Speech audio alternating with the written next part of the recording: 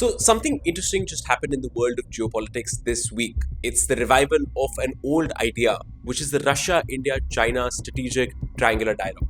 We're seeing Russia and China push this idea on India with a great deal of vigor, with a great deal of interest. This is a partnership that was thought of over 30 years ago to completely reshape the international order with an ambition which was nothing less than to rewire international politics to challenge the West in its dominance of international politics. That was the ambition of the Russia, India, China strategic triangular dialogue, and it is something that we're beginning to see re-emerge right now in international politics. So what exactly is this about? Why exactly are we talking about the RIC again? That's exactly the question we're going to be answering here today.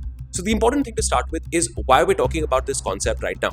Well, just a couple of weeks ago, we saw Russia's foreign ministry come out and said that the time was right to revive this Russia, India, China strategic dialogue.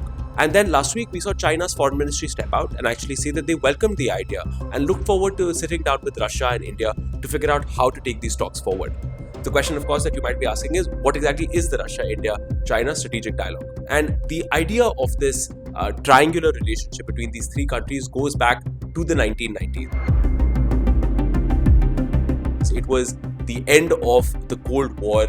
Russia had, of course, just been defeated in the Cold War. The Soviet Union had fallen apart. India and China were just emerging. Their economies were growing rapidly. And everyone was talking about the fact that India and China were going to be the two major Asian powers that were going to drive the future of Asian politics. And at that point in time, the foreign minister of Russia, Yevgeny Primakov, came up with the idea of having Russia, India and China sit together to discuss some of the most important issues in international politics. The driving force and the glue that bound these three countries together was that they lived in an international order that was dominated by Western countries. It was dominated by America and dominated by Western Europe, dominated by Japan.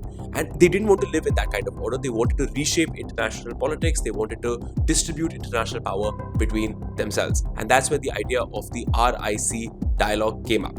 It began in the 1990s, and in the 2000s, you began to see a lot of successes. You saw the foreign ministers of this grouping meet. They set an agenda for the Russia, India, China dialogue. They said that we want to focus on the international economy, international trade and security, more multilateralism, a much more multipolar world, a world less dominated by Western powers, like I was just telling you. And in 2006, you actually had a big success. You had the leaders of all three countries come together to meet in St. Petersburg on the sidelines of the G8 summit.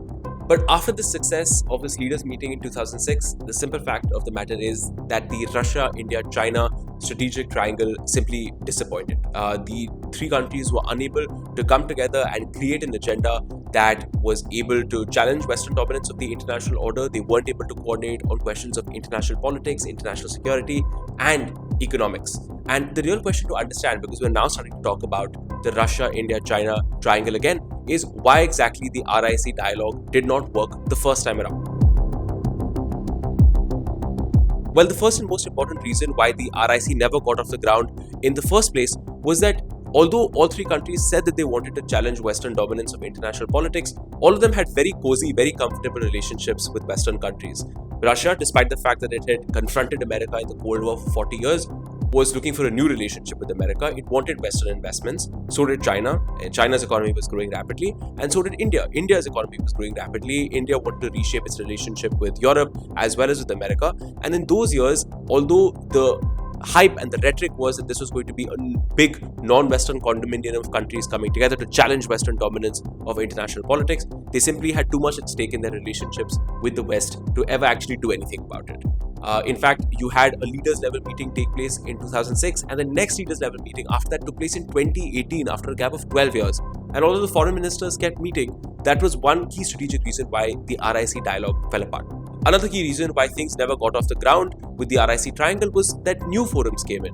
For example, the BRICS. The BRICS became a major summit where Brazil and South Africa were also included in this triangular forum, and it had many of the same ambitions that the RIC triangular dialogue did. And so many people said that, look, what we can do through RIC, why don't we just try to do through BRICS? And so BRICS got prioritized, and RIC became a forgotten grouping that someone had thought of at some point in time that had a lot of promise, but was never really followed through.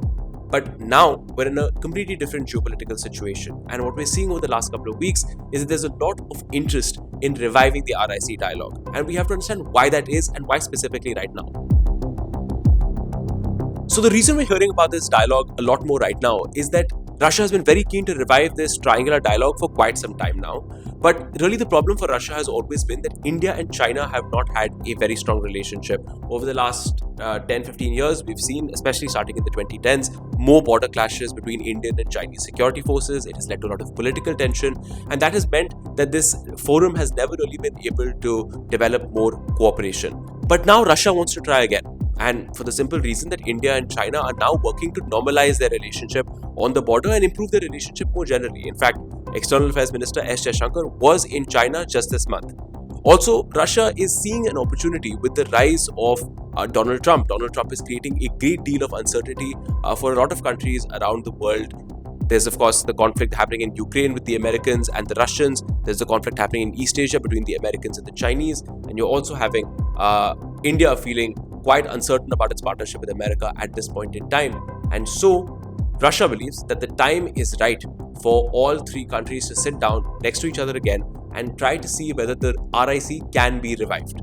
So that's why you're hearing about the RIC so much these days. But as good as this idea sounds, India has been hesitant about reviving the Russia-India-China triangle. In fact, as soon as this news broke that Russia and China were interested in the RIC, you saw Indian diplomatic sources telling news media in India that there were no plans to schedule a summit at any point in the near future. So this is an interesting question, and it's important to think about why India is hesitant. The major reason why is because when the RIC was first created, it was meant to be a non-Western grouping, but not an anti-Western grouping. Russia, India, and China, like I said, all had their relationships with the Western powers, and they wanted to challenge and reduce their power in the international system, but it wasn't an anti-Western grouping. Unfortunately, the situation we seem to be in now these days is that Russia and China have increasingly become anti-Western powers. Russia, like I said, is fighting America and the Western powers in Ukraine. China is confronting them in Taiwan and in East Asia more generally. And Russia and China have now formed a de facto alliance to take on the Western powers. And this is not just a security competition or an economic competition. It's also cultural, it's also ideological. And these countries have very much become much more anti-Western. And India, as External Affairs Minister S. Jaishankar keeps telling us, is not an anti-Western country. It is non-West, but it is not anti-West. It has key strategic partnerships with America and with Europe, and it does not want to give those up for Russia and China. It wants to balance both partnerships. India knows that its dominant trading relationships, its sources of investments, key technologies, where its diaspora is, they're all largely with the West. And so it may no longer share the same worldview with Russia and China that it did 10, 15, 20, 30 years ago when the RIC was created in the first place. Another reason why India has been hesitant about the RIC is because of China. India knows that it's trying to improve its relationship with the Chinese, but it's also very clear that China continues to claim Indian territory, it continues to create trouble for India on the border, it continues to support Pakistan in its military conflicts with India. And so while there may be some temporary rapprochement with the Chinese, it doesn't seem like India really wants a deep strategic relationship with the Chinese. That doesn't seem like that it is going to be on the cards. So that's why India has some questions about whether sitting down with Russia and China is really going to get India major strategic benefits. Also, there is the all-important Trump factor, because we saw just a little while ago Donald Trump threatening tariffs against the BRICS nations, of which India is a founder member, because of their supposedly anti-American policies. We know that Trump is increasingly hostile to Putin and to Russia. He does not have a good relationship with China. And if Trump, who is no great strategic thinker, starts looking at India as a country that is backing all of these anti-Western forums, then it creates more trouble on the India-US front. But there are also people who greatly disagree with that view. People believe that India should engage Russia and China, should try to revive the RIC triangle, because with the rise of Donald Trump, all bets are off. Every major country in the world is going to China right now and trying to improve its strategic relationship, precisely because the relationship with America and American partnerships are completely under question at this point in time. As Happymon Jacob argued in HT just this week, engaging with Russia and China allows India to keep its options open and also to understand how two of the world's most powerful countries are thinking about global politics. Some scholars have also suggested that the RIC triangle could help India in Afghanistan, it could help it with Arctic shipping and a number of other issues, particularly in Central Asia. But at this point in time, it's very, very clear that India hasn't said yes yet to reviving the strategic triangle with China and Russia. When it comes to Donald Trump's America, Putin's Russia, and Xi Jinping's China, India is keeping its eyes wide open. Thanks so much for watching HT with me, Shashank Matu. I am the paper's America correspondent reporting from Washington, D.C.